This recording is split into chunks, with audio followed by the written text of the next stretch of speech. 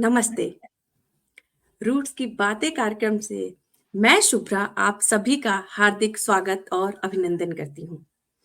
आज के हमारे इस कार्यक्रम में जो हमारे अतिथि हैं, वो न्यू जर्सी से न्यू जर्सी अमेरिका से आदरणीय श्री अशोक ओझा जी हैं। तो आपका बहुत-बहुत स्वागत करती हूँ आज के इस कार्यक्रम में। धन्यवाद सुब्रा जी। और जैसा कि हमारा कार्यक्रम होने वाला था, किसी वजह से नहीं हो पाया था और मैंने अपने दर्शकों से ये प्रॉमिस किया था कि हम ओझा जी से ज़रूर बात करेंगे। तो आज का ये जो कार्यक्रम है वो ओझा जी को ही समर्पित है। बहुत सारी बातें करेंगे और बहुत कुछ जानेंगे ओझा जी के बारे में। तो चलिए देर किस बात की, कुछ बातें आदरणीय ओझा सर जी के लिए। अमेरिका अमेरिका में विगत 25 वर्षों से हिंदी शिक्षण के विस्तार में संलग्न आदरणीय श्री अशोक ओझा जी न्यू जर्सी में पंजीकृत 2 संस्थाओं युवा हिंदी संस्थान और हिंदी संगम फाउंडेशन के अध्यक्ष और निदेशक हैं। सन 2022 में अमेरिकी शिक्षा विभाग द्वारा युवा हिंदी संस्थान New York university Fulbright project Hays परियोजना के लिए आपको फुल ब्राइट हेस प्रोजेक्ट पुरस्कार मिला। आप अमेरिकी सरकार द्वारा स्थापित संस्था नेशनल लैंग्वेज सर्विस कॉरपोरेशन के मनोनीत हिंदी अनुवादक भी हैं। आप 2010 से ही युवा हिंदी संस्थान द्वारा आयोजित अमेरिकी सरकार के स्टार्टअप नामक भाषा शिक्षण कार्यक्रम के माध्यम से लगभग 1500 भारतीय मूल के विद्यार्थियों को निशुल्क हिंदी सिखा चुके हैं। आपके भाषा विषयक शोध पत्र अमेरिका के कई संस्थाओं और सम्मेलनों में भी प्रस्तुत किया जा चुका है। साथ ही आपके निर्देशन में हाल ही में न्यूयॉर्क के भारतीय कौशलावास में 5वां अंतर्राष्ट्रीय हिंदी सम्मेलन भी संपन्न हुआ। अमेरिकी प्रवास के पहले आप मुंबई में पत्रकारिता और फिल्म निर्माण के क्षेत्र से भी जुड़े रहे हैं।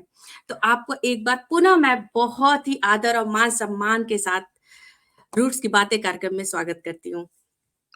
बहुत-बहुत धन्यवाद सुब्रा जी और आपके जितने सब्सक्राइबर हैं, उनको भी मैं नमस्कार करता हूँ कि यह अवसर आपने दिया और आप हिंदी शिक्षण से जुड़ी हुई हैं और जो कार्य आपने अभी किया प्रशिक्षण का टीचर ट्रेनिंग जो कि आपने बताया नहीं, ये बहुत ही ज़रूरी है, ख़ास तौर से जो अमेरिका में, भारत के बाहर हिंदी सिखाने का कार्य कर रहे हैं, उसकी ज़िम्मेदारी निभा रहे हैं। तो बातें तो बहुत हैं शुभ्रा जी और अ, उन बातों को मैं चाहता हूँ कि अब जो नई पीढ़ी है, आपकी पीढ़ी है और आपके बाद की पीढ़ी है, वहाँ तक पहुँचा दें और उन लोगों को भी इसमें हम आकर्षित करें, किस कार्य में? हिंदी को आगे बढ़ाने के लिए। अब प्रश्न ये उठता है कि मैं कैसे जुड़ा हिंदी शिक्षण से और कैसे हमने 2 संस्थाएँ युवा हिंदी संस्थान और हिंदी संगम फाउंडेशन की स्थापना की न्यू जर्सी में और क्यों की? जी। तो मैं संक्षेप में वैसे मैं थोड़ा-सा लंबा ही बोल देता हूँ, लेकिन नहीं सर, कोई नहीं। आपको सुनने के लिए ही हम यहाँ पे उपस्थित हैं। हाँ, ठीक है, समय भी तो देखना पड़ता है ना, तो उसको ध्यान रखते हुए एक बैकग्राउंड यानी कि पृष्ठभूमि ये है कि मैं अमेरिका 25 वर्ष पहले यहाँ आया, लेकिन आने की ऐसी कोई योजना नहीं थी। क्यों नहीं थी? क्योंकि मैं एक स्थापित पत्रकार था भारत हुँ, में। हुँ, हुँ, मैं संस्कृति पर्यटन और काफ़ी कुछ राजनीतिक विषयों पे लिखता था। पत्रकारिता में बहुत कुछ बदलाव आया है, उसकी बात तो नहीं करेंगे आज क्योंकि ये विषय हुँ, नहीं है। और हमने ऐसे बहुत सारे लैंडमार्क जो काम किए गए, उनसे जुड़ा रहा। उदाहरण के लिए टाइम्स ग्रुप एक अग्रणी संस्था थी, हुँ, हुँ, पत्रकारिता के लिहाज से पत्रकारिता की हुँ, संरचना को मजबूत करने के हिसाब से, खास तौर से हिंदी पत्रकारिता। हुँ, हुँ। और मैं तो 1975 में ही उनके प्रशिक्षण कार्यक्रम में चुन करके बम्बई आया था और तब से ही मैं जुड़ा रहा। उस ज़माने के यानी कि आज़ादी के 15-20 साल ही हुए थे। बहुत कुछ उत्साह था लोगों में और ख़ास तौर से हिंदी पत्रकारिता की बात करें, हुँ, तो हुँ। ऐसे-ऐसे नाम थे कि जो आज इतिहास बन गए हैं, हमारे बीच नहीं है, लेकिन उन्होंने कुछ ऐसी स्थापना की जी थे, जो साहित्यकार भी थे और पत्रकार, संपादक भी थे। अक्षय कुमार जैन हमारे नवा टाइम्स के, जब मैं दिल्ली आया था अपने जन्म स्थान बिहार से, तो उनसे मिला था। तो हुँ, ये हुँ। सब लोग रघुवीर सहाय थे, दिनमान के संपादक। इन लोगों की छत्र-छाया में मैंने बहुत कुछ सीखा और बहुत कुछ कार्य किया और यह महसूस किया कि अंग्रेजी पत्रकारिता के बराबर लाने के लिए हिंदी पत्रकारिता में क्या कुछ परिवर्तन किए जाने चाहिए? कैसे उनको आम जनता यानी कि जो साहित्यिक नहीं है या बहुत ही ऊँचे दर्जे की हिंदी से जिनका लगाव नहीं है, उनके बीच ले आने, उनके नज़दीक ले आने का कार्य कैसे किया जाए? तो ये सब कार्य उसमें कुछ विवाद भी चला। हुँ, जैसे हुँ। खड़ी पाई को हमने फिर उन्होंने बिंदु लगाने का एक रिवाज शुरू किया जो दिनमान में चला, हर टाइम चला। और इन सब परिवर्तनों को देखते हुए उसके बाद कैसे हिंदी को सहज और सुलभ बनाया हुँ, जाए। हुँ, हुँ। जो बड़े उस ज़माने में भारत सरकार बहुत तत्पर थी, जो गंभीर सांस्कृतिक शब्दों को हिंदी में शामिल करने की। तो लेकिन ये जो हस्तियाँ थीं, इनका साहित्य से भी संबंध था और पत्रकारिता को उन्होंने एक सामान्य लोगों के लिए आसान शब्दों को शामिल कर आगे बढ़ाया और उससे मैं जुड़ा, दिनमान में भी रिपोर्टिंग करता था, नवागढ़ में करता और उसी सिलसिले में मैंने परीक्षा दी और बम्बई आ गया और बम्बई से ही मेरी यात्रा शुरू होती है। हिंदी पत्रकार के रूप में मैं रिपोर्टर रहा, आजीवन रिपोर्टर रहा और आज भी रहा और रिपोर्टर इस रूप में कि वहाँ की जो गतिविधियाँ थी, महाराष्ट्र एक एक प्रदेश है, लेकिन वहाँ का जीवन एक अलग ढंग का ही है, जो कि दिल्ली के परिवेश से अलग उनका एक एक संदर्भ है, एक संस्कृति है, मराठी संस्कृति है। उसके दायरे में हम सब ने काम किया। मराठी तो मैं नहीं सीख पाया, लेकिन जो भी मंत्रालय में, महाराष्ट्र की राजनीति में जो अनेक तरह की गतिविधियाँ आती समाजवादी और पूँजीवादी तो नहीं कहूँगा, लेकिन मुख्य रूप से बहुत जोर था समाजवादी आंदोलन का और आप जानते हैं लिमय और गोरे, बहुत सारे लोग राष्ट्रीय स्तर पे वहाँ पे सक्रिय थे।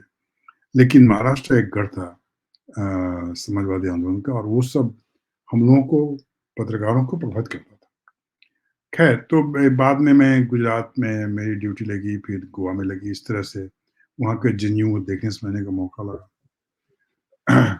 90 के दशक में मैंने ये महसूस किया, 90 के दशक आते-आते, क्योंकि 15-20 साल हो गए थे पत्रकारिता करते हुए। तो मैंने देखा कि पत्रकारिता में कुछ मोड़ आ रहा है और एक मोड़ जो विज़ुअल मीडिया का था। हुँ, हुँ।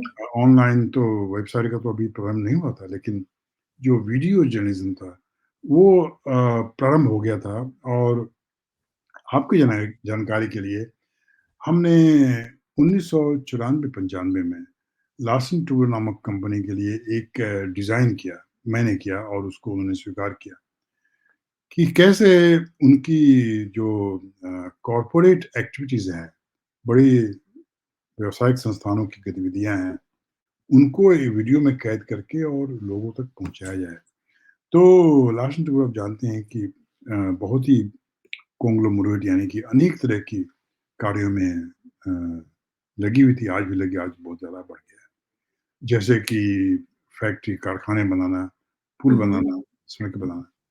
तो इन सारी गतिविधियों को एक वीडियो के माध्यम से अपने दृष्टिकोण से सहेजते हुए, वहाँ जो कार्य कर रहे हैं, हुँ, उनसे हुँ। बातचीत करते हुए, एक हमने छोटा-सा संस्करण बनाया, उसका नाम रखा ईसीसी चैनल। हुँ, इसी हुँ। चैनल हर प्रति माह मैं निकालता था।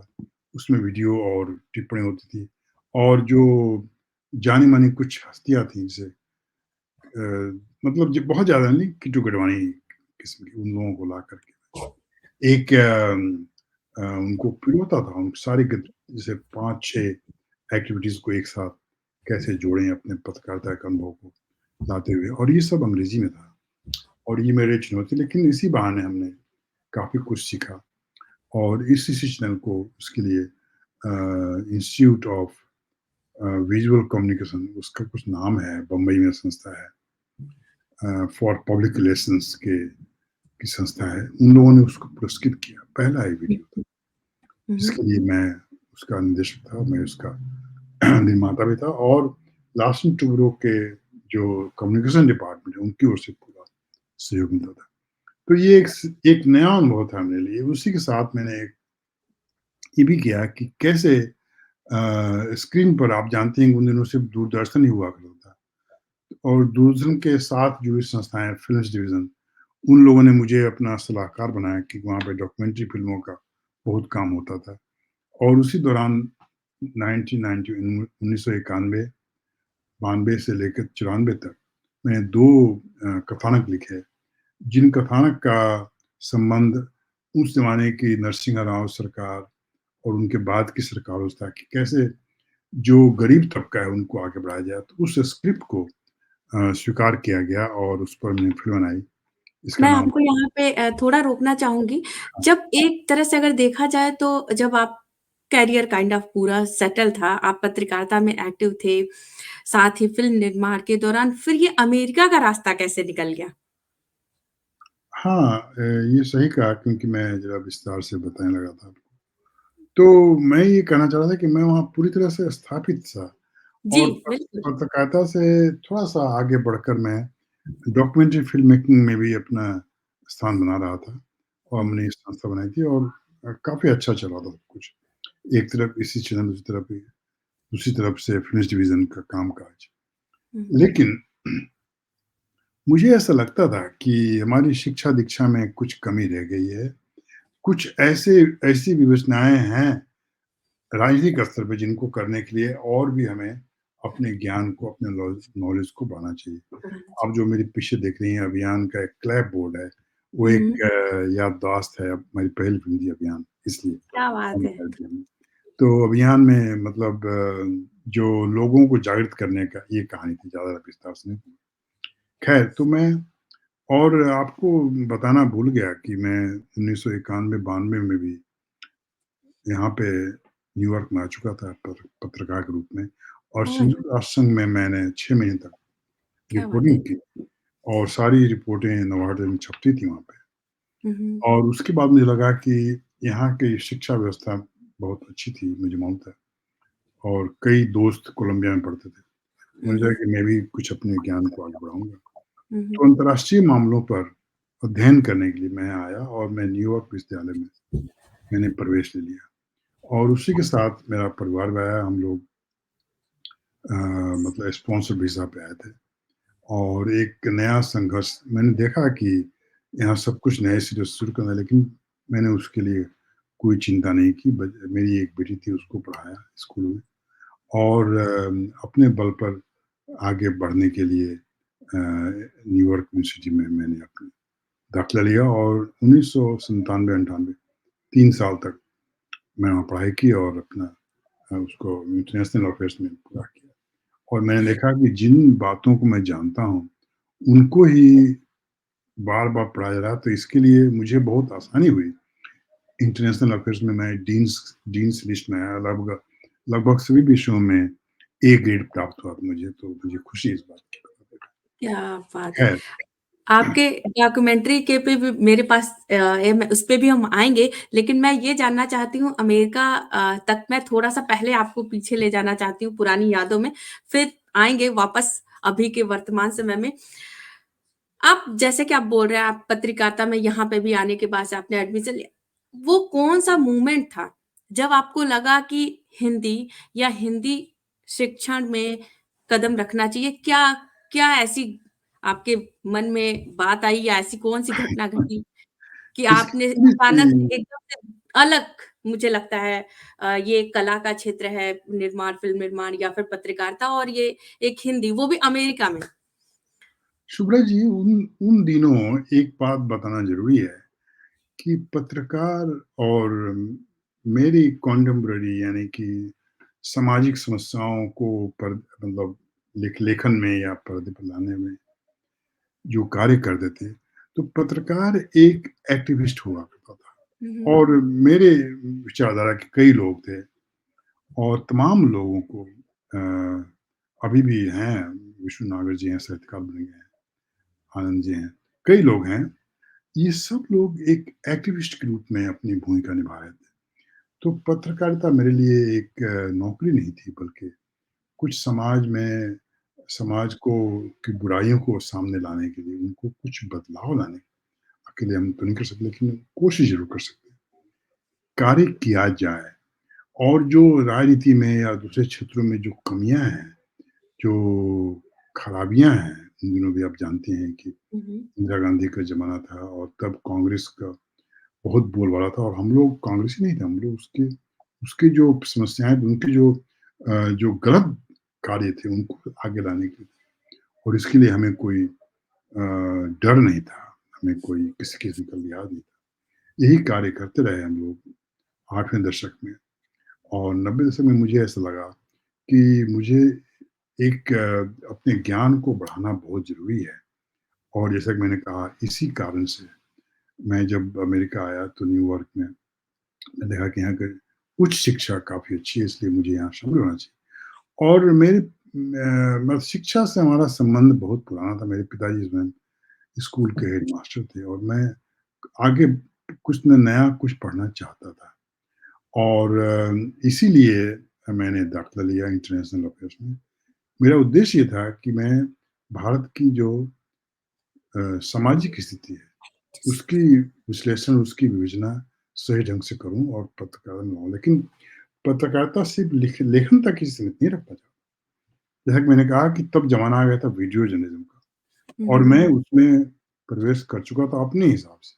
हुँ, हुँ। डॉक्यूमेंट्री विषयों में भी हमने सामाजिक समस्याओं को शामिल किया हुँ, हुँ। और हुँ, ज़्यादा समय नहीं है लेकिन 2 फ़िल्में बनाई उसके बाद।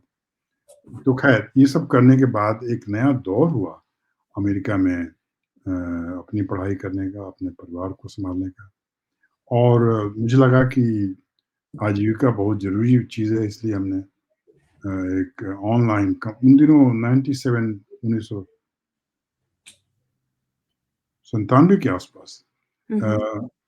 वेबसाइट का प्रचलन शुरू हो गया था हुँ, हुँ। और हमने अ, ये किया कि ऑनलाइन में मेरा barnesandnoble.com नामक संस्था में एक रिव्यू एडिटर के रूप में मेरी नियुक्ति हुई और चूँकि मैं अंग्रेजी में भी लिखने लगा था उन दिनों, इसलिए कोई दिक्कत नहीं हुई और बहुत कुछ अपने को सुधारने का मौका मिला और एक रिव्यू एडिटर के रूप में मैं कार्य करता रहा, 2005 तक। हुँ, 2005 के बाद अ, मैं उनका जो मुख्यालय है बांस नोबेल का, वहाँ पर गया और वहाँ भी ये कार्य करता रहा। उनका जो कस्टमर सर्विस है, उनको भी उन समस्याओं को देखने का कार्य 2010 में वो पद उन्होंने निकाल दिया क्योंकि टेक्नोलॉजी सब बदल रही थी हुँ, और हुँ। तब मुझे लगा कि मुझे और पहले से ही शिक्षण से मेरा लगाव था और मैंने प्रोविज़नल सर्टिफ़िकेट ले लिया था 2004 या 5 में हुँ, हुँ। और यहाँ के स्कूलों में जाया करता है एज़ अ सब्स्टिट्यूट टीचर। हुँ, हुँ। तो शिक्षण से मेरा लगाव था और जब 2010 में ये घोषणा हुई कि स्टार टॉक नामक संस्था के माध्यम से जो कम्युनिटी में, समाज में भाषा को सिखाने का कार्य किया जा सकता है। हुँ, तो हुँ।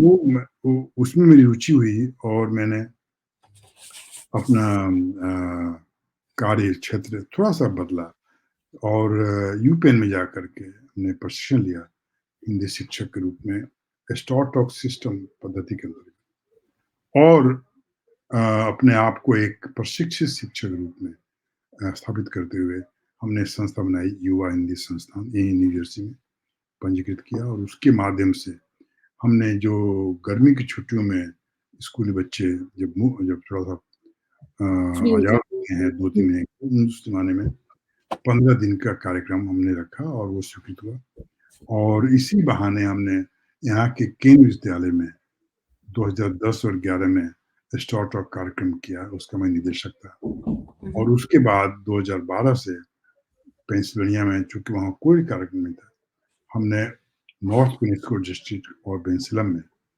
हिंदी सिखाने का ग्रीष्मकालीन में कार्य शुरू किया और वहाँ की स्कूल डिस्ट्रिक्ट में बहुत समर्थन किया और उसके लिए हर वर्ष हम लोग मैं अपना प्रस्ताव लिखता था कि विषय क्या होगा?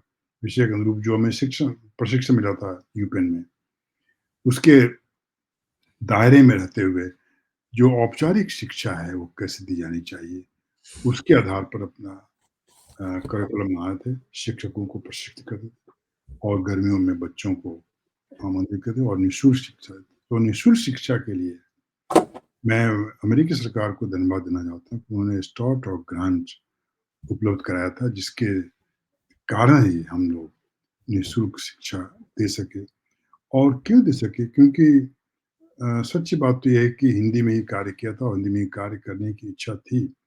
जो भी 2000 के बाद से जो अलगाव हुआ 5 नंबर डॉट कॉम वो तो एक दौर था कि हमने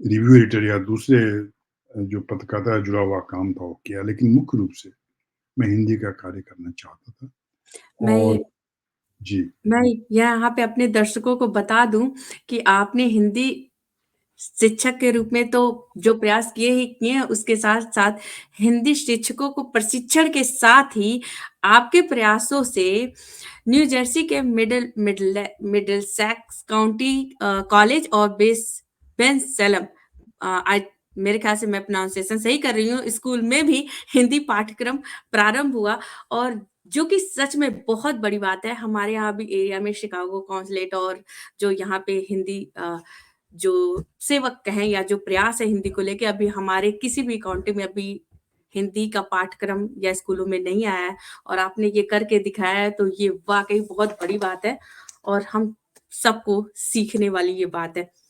मैं यहाँ पे आपसे ये जानना चाहूँगी कि जब हिंदी की बात हो रही है तो एक जो वर्ग है यहाँ अमेरिका में भी, जब उस समय की बात की जाए तो वहाँ पे एक जो बोलें सोचते थे पेरेंट्स कि क्योंकि उनके दादा-दादी या उनके नाना-नानी उनसे भी बच्चों को हिंदी में बात करनी थी, तो वो लोग थोड़ा ज़्यादा उत्सुक रहते थे क्योंकि अगर उनके बच्चे जब हिंदी सीखेंगे, तो उनको बात करने के लिए, उनके परिवार वालों के लिए आसानी होगी। लेकिन अगर हम अभी की बात करें, तो एक ऐसा वर्ग भी है जिनके पेरेंट्स जो हैं, जिनके दादी-दादा, जिनके नानी-नाना अब इंग्लिश में भी बात कर सकते हैं। मैं आपसे ये जानना चाहती हूँ कि अभी इस माहौल में हिंदी बचाए रखने के लिए या हिंदी को आगे ले जाने के लिए किस तरह की चुनौतियाँ हमारे सामने हैं ऐज़ ए अभिभावक या फिर as a Hindi teacher? Subrata ji आपने बहुत ही एक दुखती रग पर मतलब नज़र डाली है और उसको छुआ है। दुःख की बात ये है कि एक व्यक्ति का प्रयास पर्याप्त नहीं है, ख़ास तौर से अपनी भाषा को आगे बढ़ाने के। तो युवा हिंदी संस्थान का काम चल ही रहा था, लेकिन हमने ये हमेशा महसूस किया है कि हमारे समुदाय में, माता-पिता में जो ख़ास तौर से हिंदी भाषी लोग हैं, उनमें हिंदी के प्रति जो लगाव होना चाहिए, जो पैशन होना चाहिए, उसका बहुत अभाव है। इसके बदले अब देखिए पेंसिल्वेनिया में भी मैंने हिंदी स्टार टॉक कार्यक्रम किया और न्यू जर्सी में भी किया। न्यू जर्सी में अधिकांश हिंदी भाषी लोग हैं। लेकिन उन्होंने इस चीज़ को इस संवेदनशील पहलू को गंभीरता से नहीं लिया है हुँ, कि हुँ। हम अपने बच्चों को अपनी भाषा सिखाएँ। क्योंकि वो हमेशा ये मानते रहे कि हम हिंदी भाषी हैं, हम तो हमारे बच्चे हिंदी जानते हैं, जो कि सही नहीं है। मैं खुद शिक्षक के रूप में स्कूल में जाया करता था, अब तो कम जाता हूँ और वहाँ देखता हूँ कि बच्चे जो हिंदी बोलने के मतलब काबिल हैं, बोल सकते हैं, वे नहीं बोलते हैं क्योंकि उनको एक अजीब-सा एक बैरियर है, माता-पिता का सांस मतलब सामाजिक कह लीजिए या सांस्कृतिक। वो सोचते हैं कि हिंदी बोलना एक हीनता की का द्योतक है, इसलिए सबको अंग्रेज़ी बोलनी चाहिए। तो स्कूलों में हमारे जो भारतीय मूल के बच्चे हैं, भले जो अमेरिकी मूल के बच्चे हैं उनके साथ वो चाहते हैं कि हिंदी के कुछ शब्द सीखें, लेकिन ये लोग नहीं बात करते। इसलिए नहीं करते कि उनके घरों में हिंदी के प्रति एक जो निष्ठा और लगाव होनी चाहिए, वो नहीं दिखाई पड़ती। तो इसका बड़ा अभाव है, इसकी मैंने कोशिश की क्योंकि हिंदी को भारत का प्रतिनिधि भाषा के रूप में आगे बढ़ाने के लिए हमने कार्य किया और मुझे खुशी है कि पेंसिल्वेनिया में जो गैर हिंदी भाषी परिवारों के लोग हैं, उन्होंने इस चीज़ को समझा, कोई विवाद नहीं। अपने बच्चों को भेजा, बच्चों को तो इतना भेजा कि दक्षिण भारतीय परिवारों के बच्चे हमारी जो सीमा थी उससे ज़्यादा आते थे। हमको समझाना पड़ता है कि हम नहीं ले पाएँगे। क्या बात है! लेकिन ये गैर हिंदी भाषी परिवारों के बच्चे हिंदी सीखने के लिए बहुत तत्पर हैं। ये जो उत्साह है, न्यू जर्सी में बहुत कम मिला मुझे, इसका अभाव है। तो ये आपको जानकारी होनी चाहिए, कर देना चाहता हूँ कि 2018 तक मैंने ये महसूस 2018 से पहले ही महसूस करना शुरू किया था कि सिर्फ़ हिंदी पढ़ाना ही पर्याप्त नहीं बल्कि हिंदी भाषी जो माता-पिता हैं, जो परिवार हैं भारतीय मूल के, उनमें ये बात को जागृत करना बहुत जी। आवश्यक है कि हुँ, हिंदी, हाँ, हिंदी का ज्ञान चाहे आपका बच्चा किसी भी क्षेत्र में, हिंदी का ज्ञान बहुत ज़रूरी है और इसलिए हिंदी सिखानी चाहिए। तो मैंने कहा कि बिल्कुल। ये तो एक कैंपेन के रूप में करना पड़ेगा। मैंने फिर काउंसलर से बात किया, न्यूयॉर्क के भारतीय काउंसलर, उनका समर्थन पूरा मिला और उन्होंने कहा, एक हुआ करते थे काउंसल जनरल ज्ञानेश्वर मुले, उन्होंने बहुत सहयोग किया और उनके उत्साह से, उनके समर्थन से हमने एक नई संस्था बनाई, हिंदी संगम फाउंडेशन, जिसका मुख्य उद्देश्य था कि समाज में हिंदी के प्रति जागरूकता पैदा करना और क्या इसलिए हमने ये तय किया कि हर वर्ष हिंदी सम्मेलन हम आयोजित करेंगे। यहाँ मैं ये बताना ज़रूरी समझता हूँ कि न्यूयॉर्क विश्वविद्यालय के हिंदी कार्यक्रम की प्रमुख डॉक्टर गैब्रिएला इलेवा ने हुँ, हमको हुँ। हमारा साथ दिया, हमें समर्थन दिया और पहला सम्मेलन हिंदी अंतर्राष्ट्रीय हिंदी सम्मेलन न्यूयॉर्क इंस्टीट्यूट में हुआ था, जो कि 2014 में ही हो गया था, भारतीय कौंसलावास के सहयोग से। उनके उस क्रम को आगे बढ़ाने के लिए हमने रटगर्स में 2015 में किया और तब हमें एक निमंत्रण मिला विशाखापट्टनम से। हाँ, 2016 में भारतीय कौंसलावास के परिसर में किया था हमने और हमें एक निमंत्रण मिला विशाखापट्टनम में गीतम विश्वविद्यालय की ओर से, तो हुँ, हुँ। 2017 में वहाँ पर हमने किया और इन सब जगहों पर प्रोफ़ेसर गैब्रिएला इलावा का सहयोग मिला और उसके बाद क्रम ऐसा हुआ कि कोविड का दुष्प्रभाव और प्रबल आ गया। हुँ, हुँ। कामकाज धीमा हो गया। स्टार टॉक भी 2020 में हमें करना था लेकिन स्कूल में सब बंद हो गया था। इसलिए उन्होंने ऑनलाइन करने के लिए कहा, हमने ऑनलाइन किया, वो भी सफल रहा। हुँ, इस हुँ। प्रकार 2021 तक स्टार टॉक का आंदोलन चलता रहा। आप जानते हैं कि 2021 के बाद स्टार टॉक में के हुँ, हुँ। कार्यक्रम में से हिंदी भाषा को अलग कर दिया गया किसी कारण से और तब जाकर के 2021 में हमने फुल ब्राइट हेज़ प्रोजेक्ट, जो कि भारत में यहाँ के शिक्षकों को, यहाँ के होने वाले शिक्षकों को यानी विद्यार्थियों को ले जाने का एक कार्यक्रम है जिसको कि शिक्षा विभाग की ओर से किया था अमेरिकी सरकार।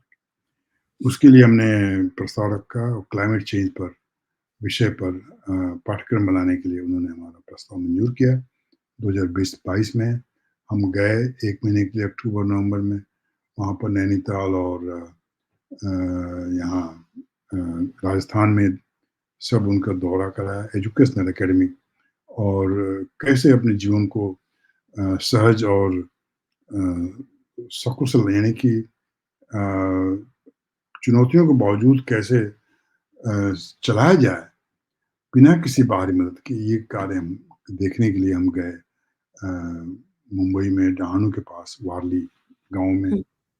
इसी प्रकार फिर 2023 में भी और उसके बाद सारे पाठ्यक्रम एनवायू के वर्चुअल हिंदी वेबसाइट पे लगाए हुए हैं और वो कार्यक्रम पूरा हो गया। 2023 में हमने फिर से आवेदन किया और ये भी हमें मंज़ूर हुआ है कि कैसे भारतीय परंपरा में हम संतोष के साथ जी लेते हैं और कैसे वहाँ का जीवन चुनौतियों के बावजूद भी एक संपूर्ण जीवन है, ये बताने के लिए हम कई जगह जा रहे हैं। कई विश्वविद्यालयों के साथ में हमने संबंध बनाए हैं, जिनमें बनारस हिंदू विश्वविद्यालय भी शामिल है, ताकि वे लोग वहाँ के जो जानकार हैं आयुर्वेदा के और जो जनजीवन को समृद्ध बनाकर जो देखते हैं या जो बना हुआ है, उसको हमारे लोगों को बताने के लिए, हमारे शिक्षकों को और छात्रों को बताने के लिए ये सारी व्यवस्था हो गई है और हम फरवरी के अंत में 1 महीने के लिए भारत जाने वाले हैं, जिनमें 12 शिक्षक और फुल टाइम एम्प्लॉयड जो स्कूल डिस्ट्रिक्ट के लोग हैं, पूरे अमेरिका के, उनका चुनाव किया गया है और क्या ये बात! कार्यक्रम चल रहा है। तो अब हम शिक्षकों को भारतीय परिवेश में हिंदी सिखाने का, भारतीय संस्कृति से परिचित कराने का ये कार्यक्रम। बहुत और मुझे लगता है कि बहुत अच्छी पहल भी होगी और मैं आपसे ये जानना चाहती हूँ कि जैसा कि आपने हिंदी पाठ्यक्रम के बारे में बात की अभी, बहुत कुछ बताया। आप बता रहे थे कि अब आजकल जो हिंदी शिक्षण है उसमें हिंदी कैसे सिखाई जाए, इसके साथ ही साथ भारतीय जो कल्चर है, जो हमारी सभ्यता है, जो परंपराएँ हैं, आप लोग उस पर भी जोर दे रहे हैं। कुछ उसके बारे में आपसे जानना चाहेंगे? ये तो हमने जो प्रशिक्षण लिया है यहाँ के विद्यालयों के शिक्षकों के लिए जो विदेशी भाषा पढ़ाते हैं और हुँ, हिंदी हुँ। एक विदेशी भाषा के रूप में पढ़ाई जाती है अमेरिका में। यह ज़रूरी है कि भाषा की शिक्षा उसकी जो मूल संस्कृति है, उससे जोड़कर ही पूरी की जा सकती है। तो 2 तरह की शिक्षा आप देख रही हैं, एक औपचारिक, दूसरी अनौपचारिक। हुँ, हुँ। वो जो पूरे अमेरिका में आप जहाँ भी मंदिर हैं, जहाँ भी ये हैं, वहाँ पर स्कूल खुल गए हैं, खोले जाते हुँ, हैं, हुँ। हुँ, हिंदी हुँ। पढ़ाई जाती है, लेकिन वो हिंदी अनौपचारिक है हुँ, हुँ। और अफ़सोस की बात है कि जो जो भी मिल जाता है उनको क्योंकि वहाँ पर कोई पनिशमेंट मिलता नहीं है, हुँ, तो वे शिक्षक के रूप में कार्य करते हैं, लेकिन उनको भारतीय संस्कृति का ठोस ज्ञान, ठोस परिप्रेक्ष्य होना ज़रूरी है और इसीलिए ये हमारा फुलब्राइट है इस कार्यक्रम में। तो जो औपचारिक शिक्षा भाषा की, हुँ, हुँ। चाहे वो हिंदी हो, स्पेनिश हो, चाइनीज़ हो, अरबिक हो, हुँ, हुँ। उसके लिए तो American council for teaching foreign language ने हुँ, हुँ। कुछ मापदंड बनाए हैं। उन मापदंड में आपने वर्ल्ड रेडीनेस स्टैंडर्ड भी आपने सीखा होगा, इसमें 5C का हुँ, हुँ। बहुत महत्व है हुँ, और हुँ। 5C में जो कम्युनिटी, कल्चर, कम्युनिकेशन है, इन सब के और कंपैरिज़न, इन सब के दायरे में ही हुँ, हुँ। अपने बच्चों को हिंदी सिखा सकते हैं। बिल्कुल। तो अगर शिक्षक को उस भाषा का सांस्कृतिक परिवेश से परिचय नहीं है, तो हुँ, वो हुँ। शिक्षा उतनी कारगर नहीं होगी, उतनी प्रभावशाली नहीं होगी। इसीलिए जब हमारे लोग जब जाते हैं तो भारतीय संस्कृति का जो परिवेश के जो ज्ञान है, वो हम नहीं देंगे तो कौन देगा? बिल्कुल। आप यहाँ के लोगों से तो उम्मीद कर नहीं सकते हैं, जैसे कि अनेक तरह के ग्रांट आते हैं सरकार की ओर से, स्कूलों के, लोग जाते भी हैं लेकिन घूम फिर के चले आते हैं। क्यों है ऐसा? उदाहरण देता हूँ आपको, हुँ, हुँ। उदाहरण ये है राजस्थान में बावड़ी का नाम सुना होगा, हुँ, जगह-जगह हुँ। वो बावड़ी सिर्फ़ कुआँ नहीं है, हुँ। वहाँ का एक सांस्कृतिक परिप्रेक्ष्य है, उसका एक प्रतीक है, हुँ, उसका हुँ। रिफ्लेक्शन है, जितने हम चाँद बड़े भी लगे थे लोगों को दिखाने के लिए। राजस्थान में पानी की सबसे अधिक समस्या है, लेकिन बिल्कुल। बावड़ी की संख्या सबसे ज़्यादा है। वहाँ जो प्रशासक, जो राजा होते थे, उनकी पहली चिंता होती पानी को कैसे बचाएँ हुँ, और बचाने के लिए वे बावड़ी बनाते थे। हुँ। लेकिन बावड़ी सिर्फ़ पानी लेने के लिए नहीं बनाते, वहाँ पे अब मैं ज़्यादा उसका ये सामग्री नहीं है, लेकिन जो जो ढाँचा बनाया हुआ है, सीढ़ियाँ हैं, उसमें जगह है, तो जो स्थानीय संस्कृति है, उसको उसको प्रैक्टिस करने का जो कल्चर में 5C और 3P का प्रोडक्ट, प्रैक्टिस एंड पर्सपेक्टिव देखते हैं। ये सब वहाँ होते थे यानी कि जो राजस्थान के स्थानीय लोक नृत्य, लोकगीत, उन्हीं जगहों पे होते होंगे ना जहाँ बनाए गए हैं। और जो बिल्कुल, बॉडी का जो डिज़ाइन है, आप देखें, तो बिल्कुल वहाँ की संस्कृति से, भारतीय संस्कृति से, या जो हमारे जीवन है, धार्मिक जीवन है, हिंदू जीवन है, उससे मिलता-जुलता है। और उसको अगर हम जानते हैं और तब जाकर के जल संरक्षण भी होता था, जबकि सूखा पड़ता था, उसी पानी का प्रयोग करते थे। ये सांस्कृतिक संदर्भ है। तो आप बावड़ी सिखाएँ, चाहे नैनीताल के तालाब सिखाएँ, वहाँ भी क्लाइमेट चेंज है। क्लाइमेट चेंज तो आज की समस्या है, उस ज़माने में भी थी, लेकिन उससे वहाँ के लोगों का संबंध था। उस तालाब, अब हर गाँव में भारत में तालाब हैं, छोटे-छोटे, क्यों हैं? अब जैसे बिहार में तालाबों पे तो पूजा होती है, छठ पूजा क्यों होती है तालाब? बिल्कुल। जल का महत्व होता था और जल से सूर्य को हम नमस्कार करते हैं। तो ये सब सांस्कृतिक जो संबंध है, जो जुड़ाव है, उनको उनका जीवन से एक रिश्ता था। इसीलिए आवश्यक है कि भाषा आप सांस्कृतिक संदर्भ के साथ पढ़ाएँगे, तो बच्चों को ज़्यादा समझ में आएगा, वो बच्चे ज़्यादा सीखना चाहेंगे। बिल्कुल। इसलिए स्टार्ट ऑफ कार्यक्रम में कभी एक बच्चा भी क्लास से गैरहाज़िर नहीं हुआ, कभी भी। नहीं और ये थोड़ा इंटरेस्टिंग हो जाता है, बच्चे उसको बहुत ही उत्साह के साथ सीखते भी हैं और मुझे भी ऐसा ही लगता है कि अगर आप बहुत ही सिंपल तरीके से सिर्फ़ आप ज्ञान दें तो शायद यहाँ पे यहाँ के एक एनवायरनमेंट में चीज़ें थोड़ी बोरिंग हो सकती हैं एक टाइम के बाद से और फिर मज़ा नहीं आएगा, तो बच्चे फिर सीखेंगे नहीं। तो बिल्कुल, आपने बिल्कुल सही कहा और मैं यहाँ पे एक और बात आपके बारे में बताना चाहती हूँ, अपने दर्शकों को। मैंने आपके बारे में जो पढ़ा उसमें मुझे एक और जानकारी मिली जो कि मुझे लगा कि यहाँ शेयर करना चाहिए। खजुराहो पर आपके द्वारा बनाई गई जो डॉक्यूमेंट्री है वो अमेरिका के विश्वविद्यालयों में दिखाई जाती है। तो इसके बारे में आप क्या कहना चाहेंगे? हाँ, खजुराहो एक ऐसा वृत्तचित्र था, मुझे बहुत, मैं पर्यटन भी लिखता था जब भारत में था। लेकिन ये बहुत दुःख की बात है कि जो ऐतिहासिक स्मारक हैं, जो मंदिर हैं, वे सिर्फ़ अ, पर्यटन के पर्यटकों को आकर्षित करने के लिए ही नहीं बनाए गए। मैं खजुराहो कई बार गया, तो वहाँ के जो कुछ मंदिरों पर जो जो बाहरी इमेजेज़ हैं, जो जो छवियाँ हैं, हुँ, वे हुँ। छवियाँ मतलब हल्की-फुल्की हैं, प्रेम की हैं, काम वासना की हैं।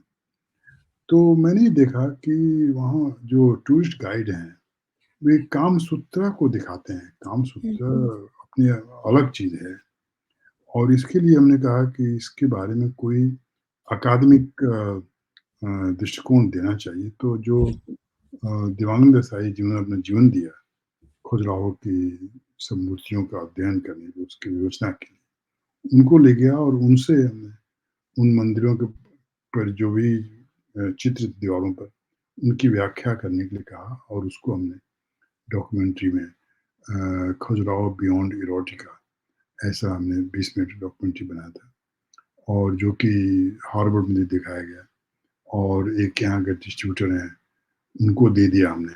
तो आर्थिक रूप से कुछ लाभ नहीं हुआ, लेकिन कई जगह, कई विश्वविद्यालयों में उसको लाइब्रेरी में रखा गया है और उसका संदर्भ देते होंगे। कहाँ पढ़ाते हैं, ये तो मुझे पता नहीं है। लेकिन नहीं, मैंने आपके बारे में पढ़ा तो मुझे ये चीज़ मिली जानकारी तो मैंने सोचा कि इस पे भी बात होनी चाहिए। अब मैं आपको वापस लाती हूँ, अभी जो 2 महीने पहले अक्टूबर में न्यूयॉर्क में कॉन्सुलेट के वहाँ पे उनके सहयोग से आपकी उसमें एक अहम भूमिका रही जो 5वाँ अंतर्राष्ट्रीय हिंदी सम्मेलन किया गया।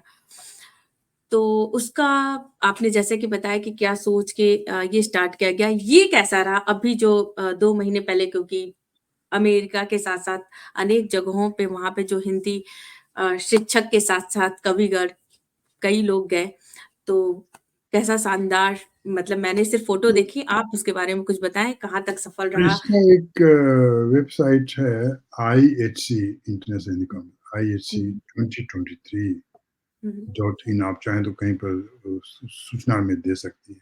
हुँ, जी, मैं वहाँ डालती हूँ। उसमें, क्योंकि उस वेबसाइट पर बहुत सारी जानकारी दी गई है। हुँ, हुँ। तो जैसा कि मैंने कहा कि 4 सम्मेलन तो हम कर चुके थे हुँ, हुँ, हुँ। 2020 के पहले।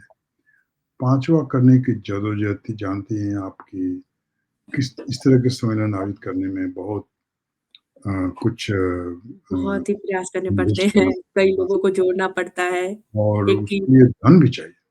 हुँ, तो हुँ। जो हमारे कौंसल ये ऐसे कौंसल जनरल थे हुँ, रणधीर जायसवाल जी, तो हुँ, उन्होंने कहा कि आप हमारे कौंसल आवास की जो मुख्य सभागृह है उसमें आप कर सकते हैं, नीचे भी कर सकते हैं और 2 दिन का करना चाहें, 2 दिन के लिए भोजन वगैरह की व्यवस्था हम करेंगे। इस तरह उन्होंने एक हमें उत्साहित किया अपना सपोर्ट पहले ही हुँ, हुँ। घोषित करके। तो समुदाय में देखिए कोशिश करने पर कुछ लोग मिल जाते हैं जो साथ देते हैं। कुछ लोगों ने और साथ दिया और उन्होंने कहा कि हम उस खर्च को वहन करने की पूरी कोशिश करेंगे और काउंसलर का एक शर्त ये थी कि हम कोई कोई शुल्क नहीं रखेंगे। तो पंजीकरण हुँ, के लिए एक लिंक था, उसपे जो भी पंजीकरण करने आता था, वो अपना इसमें आ सकता था और फिर गबेला जी ने उसका एक अपनी टीम बनाई कि जो भी प्रस्ताव थे प्रस्तुत करने के, उनकी उनको स्क्रूटनी करने का, उनकी जाँच करने का काम उनका। तो इस तरह से हमने कुछ 2 दिन का कार्यक्रम बनाया। पहले दिन तो ज़्यादा कुछ नहीं सामाजिक अ, कार्य होता रहा मतलब सभाएँ हुई और मिलना-जुलना हुआ। अगले दिन सुबह 9 बजे से शाम को 6 बजे तक 4 सत्रों में नहीं कुल 8 सत्र हुए भोजन के पहले और बाद में 2 कमरों में। इनमें हिंदी शिक्षण से संबंधित जो भी कार्य हो रहे हैं, इनमें अधिकांश यूनिवर्सिटी में जो विश्वविद्यालयों में होते हैं, मिशिगन हुँ, स्टेट, हुँ, हुँ, हुँ, कोलोराडो में, हुँ, हुँ। न्यूयॉर्क में, कॉर्नेल में, येल में, इन सब वहाँ के प्रतिनिधि आए और उन्होंने अपनी प्रस्तुतियाँ दी और मुझे ये कहते बहुत ही गर्व हो रहा है कि जो कॉलेज स्तर पर विश्वविद्यालयों में जो हिंदी शिक्षा के लिए नए कार्य होते हैं, जिनको हम विद्यालयों में, स्कूलों में इस्तेमाल कर सकते हैं। हुँ, हुँ। इन बातों को वहाँ पर प्रस्तुत किया गया और वो सारे कुछ रिकॉर्डिंग हमने रखी है आर्काइव करके। क्या बात है! मेरी योजना ये थी कि जो स्कूल स्कूल स्तर पे शिक्षक हैं, उनका भी योगदान मुझे वही मिला लेकिन काफ़ी लोग आए थे उसमें। यहाँ से ममता जी आई थी और सुषमा जी, कई लोग आए थे। लेकिन जो एक दूरी बनी हुई है स्कूल में हिंदी शिक्षण की और कॉलेज में, उस दूरी को कम करने के लिए आवश्यक है कि कॉलेज में वर्णमाला की शिक्षा से शुरू ना करके, वो शिक्षा पहले ही दे दी है और जो विद्यार्थी आप हिंदी के लिए लेते हैं हिंदी कक्षाओं के लिए, उन्हें हिंदी पढ़ना और लिखना तो आना ही चाहिए। वो बिल्कुल। कार्य स्कूलों में हो जाए। इसी दृष्टि से इस पर ध्यान देते हुए ये सम्मेलन किया गया। अभी लेकिन एक सम्मेलन से कुछ होता नहीं है जब तक कि सब लोग उसमें जुड़े नहीं और उस पर ध्यान नहीं दें।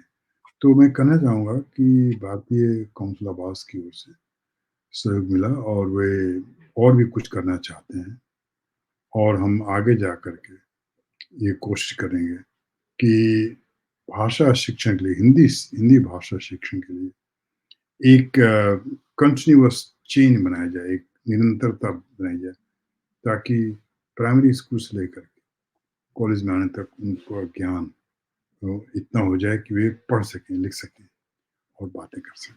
नहीं, मुझे आपकी ये बात सच में बहुत अच्छी लगी कि अगर हम जो स्कूलों में हिंदी पढ़ा रहे हैं शिक्षक हैं और जो यूनिवर्सिटी में हैं, अगर वो जुड़ जाएँ एक सेतु के माध्यम से, तो निश्चित ही हिंदी पढ़ने वाले हर वर्ग के छात्रों को बहुत ही ज़्यादा लाभ होगा। सच में बहुत कुछ आपसे जानने को मिल रहा है, बहुत कुछ सीखने को मिल रहा है, लेकिन यही है कि समय है वो रुकता नहीं है। लेकिन मैं एक और आपसे प्रश्न करूँगी, उसके बाद से हम अपने कार्यक्रम के अगले सेगमेंट की तरफ बढ़ेंगे। अमेरिका में हिंदी संरक्षण को लेके, उसके प्रचार-प्रसार को लेकर आप निरंतर कई वर्षों से काम कर कर रहे हैं और अभी भी किए जा रहे हैं। इसको जो कंटिन्यूअस लगातार काम करने की जो प्रेरणा है, वो आपको कहाँ से मिलती है? वो एनर्जी आप कहाँ से लाते हैं? अब इसका उत्तर मैं क्या दूँ? मुझे और तो कुछ आता नहीं है। लिखना-पढ़ना ही किया है जीवन भर और हिंदी के अलावा कोशिश तो कर कि कोशिश की मैंने बंगला सीखने की, मराठी सीखने की, लेकिन गुजराती मेरी पत्नी गुजराती हैं। लेकिन उन भाषाओं पर अपना अधिकार नहीं हो सका। इसलिए हिंदी में ही क्या ज़्यादा कुछ कार्य किया जा सके, तो मैंने ये जो सबसे ज़रूरी कार्य महसूस किया अमेरिका में वो ये था कि कैसे सही यूनिफ़ॉर्म हिंदी सिखाई जाए हुँ, हुँ। और उसको करने के लिए क्या-क्या आवश्यक है, कौन स्टेक होल्डर्स हैं, उनको साथ लाया जाए।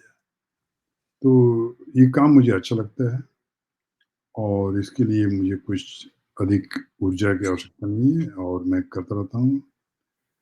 हर रोज़ कंप्यूटर पे लोगों से संपर्क और अभी तो फुलब्राइट का काम चल रहा है इसलिए उसको आगे बढ़ाते रहते हैं। तो अब मुझे पता नहीं कि ऊर्जा की बात जो है वो नहीं मुझे अच्छा क्योंकि लगता देखिए मुझे जहाँ तक लगता है कि कोई भी नई चीज़ स्टार्ट करना, उसपे कुछ वर्षों तक काम करना और उसको निरंतर आगे लेके चलना बहुत बड़ी बात है। जो कि वाक़ई आप हमारे जैसे लोगों के लिए सच में प्रेरणा का कार्य कर रहे हैं कि एक अंदर से हमें एनर्जी मिलती है कि आप जब काम कर सकते हैं, तो हमें तो एनर्जी इकट्ठा करके आगे बिल्कुल करना बढ़ना चाहिए चाहिए। और हम कब तक करेंगे आप लोगों को, आपकी पीढ़ी को, तो ये ज़िम्मेदारी उठानी पड़ेगी जिसमें ये जोश है उनको आगे अब मुझे मेरे ग्रुप में फुलब्राइट में जो गैर भारतीय लोग हैं, ख़ास महिलाएँ आती हैं हिंदी के प्रति अपना प्रेम दिखाती हैं, लेकिन उसको आगे छोड़ना नहीं चाहिए, उसको आगे बढ़ाना चाहिए। तो मैं ये कहूँगा कि आप और आपके जैसे जो लोग हिंदी शिक्षा से जुड़े हुए हैं, उसको आगे बढ़ाएँ और इसमें जो भी कुछ सहयोग चाहिए मैं देने को तैयार हूँ। बहुत-बहुत धन्यवाद और आपके ये शब्द बहुत ही हिम्मत देते हैं ज़रूर से। और हमारे आप इस कार्यक्रम के माध्यम से जो भी अमेरिका या अमेरिका से बाहर भी दुनिया के किसी भी कोने में अगर कोई भी हिंदी को लेके कोई कार्य कर रहा है, उसके पास कोई भी प्रश्न है, तो आप डायरेक्टली ओझा जी से जुड़ सकते हैं और उनसे पूछ सकते हैं और यहाँ आपसे भी पूछ सकते हैं। जी, देखिए बिल्कुल और अ, यहाँ पे एक ये भी कॉमन है कि हम दोनों लोग ही ओझा जी ही हैं। तो ये और यहाँ पे मैं ये बताना चाहूँगी कि ये सच में एक आशीर्वाद स्वरूप ही है कि आपने हाँ बोला और कार्यक्रम में आप आए।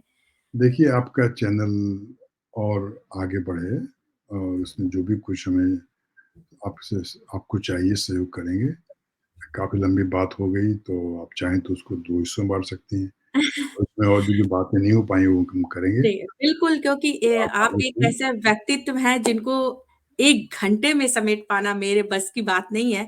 लेकिन एक और आपका पहलू है, एक एक और अगले सेगमेंट में बढ़ते हैं और आपकी ही कुछ फ़ोटो देखते हैं। तो चलिए इंतज़ार किस बात का और हम आगे बढ़ते हैं। ये है रूट्स के प्रतिबिंब, कुछ फ़ोटोज़ आपकी हैं, तो चलिए देखते हैं। ये अभी जो मैंने अभी हमारी चर्चा हो रही थी हाल ही में, जो हमारा 5वाँ अंतर्राष्ट्रीय सम्मेलन हुआ, उसकी एक ग्रुप फ़ोटो मुझे मिली, तो मैंने यहाँ पे ले ली, लगा दी। तो हाँ, इसमें अधिकांश जो हिंदी प्रेमी हैं या कुछ भारत के भी हैं, तो सबको नाम देना तो समय नहीं है। नहीं, नहीं, लेकिन बिल्कुल। सब लोग हिंदी के प्रति कुछ न कुछ योगदान कर रहे हैं और उम्मीद है कि आगे भी होता रहेगा। बिल्कुल और आपने जैसा कि सही कहा, अमेरिका के साथ-साथ भारत से भी कई लोग आए थे, हिंदी प्रेमी, जो यहाँ पे सम्मिलित हुए थे इस सम्मेलन में। चलिए थोड़ा-सा आगे बढ़ते हैं और देखते हैं और क्या है, ये मुझे आपकी कुछ फ़ोटो अलग-अलग शख्सियतों के साथ मिली, तो वो मैंने एक ये जगह जो रख न्यू जर्सी में लोग आते रहते हैं, तो मैं एक समाज के गतिविधियों से जुड़ा रहना चाहता हूँ, इसलिए किरण बेदी हैं, कुमार विश्वास हैं, कुमार विश्वास हैं। ये जी। सब लोग ये हमारे राजदूत साहब हैं। तो हुँ। यहाँ भी मुझे मालूम पड़ता है बुलाया जाता है और ये सामाजिक कार्यकर्ता हैं राजस्थान में, उनके साथ की तस्वीर है। तो मैं उनसे उनको एक तरह से मॉनिटर करने के लिए थोड़ा-सा उन व्यक्तियों को मतलब पहचान एक मिलती है ना यहाँ पर न्यू जर्सी में समुदाय बड़ा है, इसलिए मैं जाता रहता हूँ। बिल्कुल सर और हमारे वहाँ शिकागो से भी मुझे अ, साल तो नहीं याद आ रहा है लेकिन मंडी थिएटर की तरफ से भी प्रोग्राम वहाँ पे हुआ था न्यूयॉर्क हाँ, कॉन्सर्ट 2016 में मंडी थिएटर के लोग आए थे, जी। यहाँ पर एक शो किया था और तो आप शिकागो में बढ़ाइए, बहुत ज़रूरत है वहाँ तो हिंदी भारतीय समुदाय भी है जी, और बिल्कुल नहीं सब लोग अपने स्तर पे काम कर रहे हैं यहाँ पे भी सर। चलिए ये थोड़ा-सा एक मुझे कुछ अलग-अलग ग्रुप फ़ोटोज़ जी, मिले। गैब्रिएला जी हैं और राकेश जी कोलंबिया में हैं, कुसुम जी हैं ड्यूक में, तो ये सब हुँ, शिक्षक हैं। स्टार ट्रक के समय की तस्वीरें हैं। ये मॉरिशस में 2018 में हुआ था सम्मेलन, वहाँ हम लोग गए थे, गंभीर जी के साथ और बाकी हमारे शिक्षक थे। मेरी पत्नी है, अलका जी हमारे सचिव हैं, संध्या जी हैं। क्या बात है। चलिए थोड़ा-सा और आगे बढ़ते हैं, देखते हैं। ये कुछ मुझे अलग-अलग सम्मान समारोह की भी फ़ोटो मिली है, हाँ, एक ये जगह रखने की कोशिश की है। जगह-जगह जाते रहते हैं, राजस्थान में विशाखापट्टनम का एक ये दृश्य है, यात्रा गड्डा जी हैं और ये अ, जेनिस हैं, अपने काउंसलेट में एक फंक्शन हुआ था। हुँ, हुँ, ममता जी के साथ हैं आप। हाँ, चलिए थोड़ा-सा और आगे बढ़ते हैं, देखते हैं। मैंने तो बस कुछ फ़ोटो मैंने रखी बहुत सारी मिल नहीं पाई, मैं कोशिश कर रही थी कि धन्यवाद। थोड़ी कुछ आपके स्कूल, कॉलेज ऐसे भी मिले बट चलिए कोई नहीं। अब एक और छोटा-सा इंटरेस्टिंग सा सेगमेंट है, आप आराम से रिलैक्स होके बैठ जाएँ रैपिड फायर क्वेश्चन्स का है, जिसमें मेरे प्रश्न होंगे और आपको एक शब्द में आपको उत्तर देना होगा, जितनी जल्दी आप दे सकें। बताइए। स्टार्ट करते हैं? बिल्कुल। भारत में भारत में कुछ ऐसा जो अब भी आपको बहुत याद आता है? अ, भारत की एक चीज़, कोई भी चीज़, वो चाहे खाने की हो सकती है या कोई कुछ भी, रहन-सहन, रहन-सहन। जुड़वाँ कोई शब्द है वो आदत तो ये। हाँ, मतलब ऑब्वियसली कोई आदत जो छूटती नहीं। लिखने पढ़ना वो भी जुड़वाँ शब्द है। ये नहीं, ये बहुत अच्छी आदत भी है, ये छूटना भी नहीं चाहिए। दुनिया में कोई आपका पसंदीदा शहर, आपकी फ़ेवरेट सिटी, मुंबई है। कोई विधा कोई विधा जो अभी भी सीखना बाकी है। अ, इसका एक शब्द कह दूँ मैं तो पुस्तक लेखन कह सकते हैं, उस पे कार्य हो रहा है और हुआ नहीं। चलिए, एक शब्द में अमेरिका। लोकतंत्र। क्या बात है! बहुत-बहुत धन्यवाद, आपने बहुत ही ईमानदारी से बहुत ही अच्छा और रोचक तरीके से अगर मैं कहूँ आपने सभी के उत्तर दिए और मुझे बहुत ही अच्छा लगा आपसे बातें करके, आपसे बहुत कुछ सीख के। एक छोटा-सा स्नेह पत्र रुष्टु हिंदी परिवार की तरफ से आपके लिए, ताकि ये कार्यक्रम आपके यादों में बना रहे। ठीक है, आप चाहें तो इसको सर मैं आपको इसकी सॉफ्ट कॉपी मैं आपको ईमेल कर दूँगी और अगर कभी आप शिकागो आएँ, तो ज़रूर से मिलें, हमें भी सेवा का मौका दें बहुत और अच्छा, आपसे धन्यवाद। ऑनलाइन के साथ-साथ इन पर्सन मिल के आपका आशीर्वाद लेना वाक़ई मेरे लिए बहुत बड़ी बात होगी। अंत जब भी में आप आप अमेरिका या फिर जो हमारे दर्शक हैं, जो हमें देख रहे हैं, उनके लिए अगर आपका कोई संदेश हो छोटा-सा तो आप दें, उसके बाद से फिर हम अपने कार्यक्रम को समापन की तरफ ले जाते हैं। मैं तो ये कहूँगा कि आप जिस भी पेशे में हैं, चाहे आप डॉक्टर हैं, इंजीनियर हैं, अपनी भाषा, अपनी संस्कृति, उसको कभी मत भूलिए। क्या बात है! हमेशा उसको उसका अध्ययन तो नहीं सब नहीं करेंगे लेकिन प्रैक्टिस उसको आप अपनाते रहें। बच्चों के साथ आप हिंदी में बात करें, अपनी भाषा मराठी में बात करें। तो अपनी भाषा और अपनी संस्कृति उसको कभी नहीं भूलना चाहिए। जी, बिल्कुल, आपकी इस बात को हम गाँठ बाँध के रखते हैं और उम्मीद करते हैं कि हमारे जो दर्शक जो हमें देखेंगे और इस कार्यक्रम को सुनेंगे, वो ज़रूर से उनको आनंद आएगा, कुछ नया सीखेंगे। और स एक बार पुनः मैं आपका बहुत-बहुत धन्यवाद करती हूँ कि आपने अपना कीमती समय निकाला और हमारे इस कार्यक्रम में आए। बहुत-बहुत धन्यवाद सुब्रा जी, आपने बहुत लंबा कार्यक्रम किया है। आप इसको अपने हिसाब से इस्तेमाल करें। आपको पूरे कभी भी मुझे मेरी ज़रूरत हो, याद कीजिएगा। बहुत-बहुत धन्यवाद और हमारे सभी दर्शकों का दिल से धन्यवाद और आभार। तो अभी के लिए बस इतना ही, फिर मिलेंगे। जय हिंद। धन्यवाद।